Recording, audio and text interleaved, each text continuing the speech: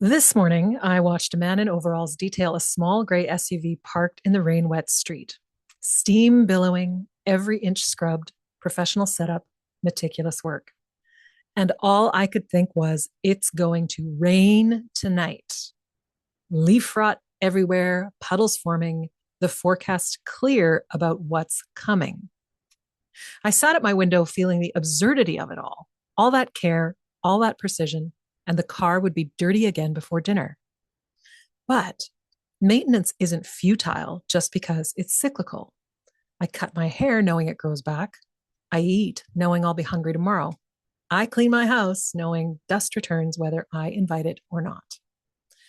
The work of being present, of showing up as your whole self, is cyclical too. You align your inner truth with your outer expression, and then life happens. Stress returns, old patterns resurface, and that closet that felt clear last month feels overwhelming again. Does that make the work pointless?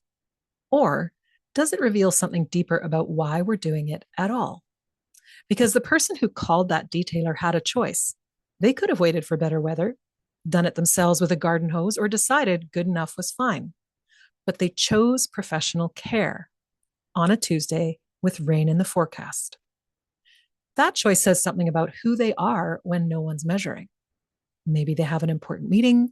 Maybe they just like driving a clean car. Maybe it's neither. Maybe they've simply decided that this is how they move through the world, rain or shine, whether anyone notices or not. I see the same question in every client I work with. The executive who refines her wardrobe before a board presentation, is she doing it for the board or for herself?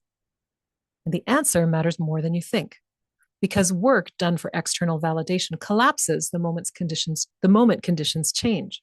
No promotion, waste of effort. Audience didn't respond the way you hoped, should have worn something else. Someone criticized your choice, proof you got it wrong. But work done from an internal standard of excellence, that doesn't need weather conditions to cooperate. You show up, you maintain, you align, not because someone's watching, but because this is who you've decided to be.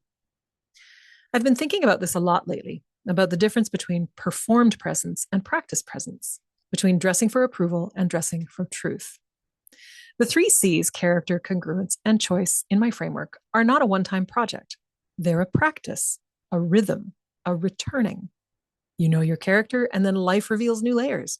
You achieve congruence, and then you grow and need to realign. You make choices, and then weather changes, and you choose again. The work is cyclical. And that's not a bug, it's a feature. So here's what I want to know. When you work on your presence, your leadership, or your style, are you doing it for them or doing it for you?